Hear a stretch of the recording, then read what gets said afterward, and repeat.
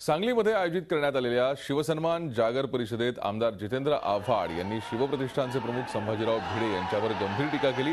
त्यानंतर शिवप्रतिष्ठानच्या कार्यकर्त्यांनी परिषदेच्या ठिकाणी चांगलाच गोंधळ घातला। यावेळी शिवप्रतिष्ठानच्या कार्यकर्त्यांनी आमदार जितेंद्र आव्हाड यांच्यावर हल्ला करण्याचा प्रयत्न केला। शिवप्रतिष्ठान आणि जागर परिषदेच्या कार्यकर्त्यांमध्ये तुंबळ हाणामारी झाली। खुर्च्या आणि माईक फेकत मारामारी करण्यात आली। शिवप्रतिष्ठानच्या संतप्त कार्यकर्त्यांनी आव्हाड यांच्या गाडीची मोडतोड केली। या हाणामारीत 3 कार्यकर्ते आणि 2 पोलीस जखमी झालेत। या घटनेविषयी दोन्ही गटांनी सांगली शहर पोलीस ठाण्यात परस्पर विरोधी तक्रारी दिल्या आहेत। तर शिवप्रतिष्ठान संघटनेने सांगली बंदची घोषणा केली आहे। आव्हाड यांना अटक करण्याची मागणी केली जाते।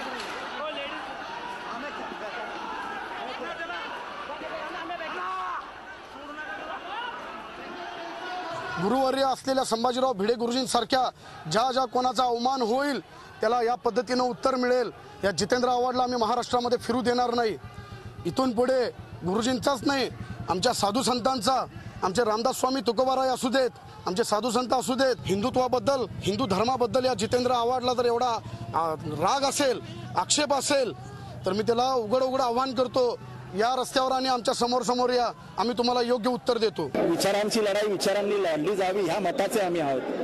मला वाटतं संख्येने आम्ही अधिक प्रमाणात आहोत, पण आम्ही आमच्या कार्यकर्त्यांना असं करा असं अजिबात सांगणार नाही। ज्या पद्धतीने हल्ला झाला हा पूर्ण प्लॅनिंगनी झालेला हल्ला आहे। या भयाड हल्ल्याचा मी निषेध करतो। सरकारचा हात आहे, सरकारचं काय प्लॅनिंग आहे का काय हे तपासावं लागेल।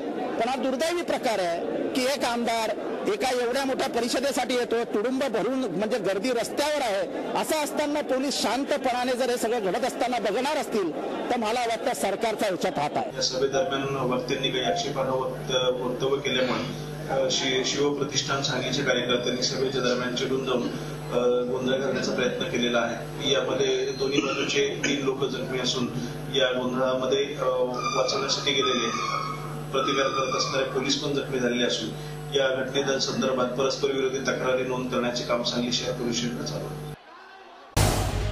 झी 24 तास रहा एक पाऊल पुढे।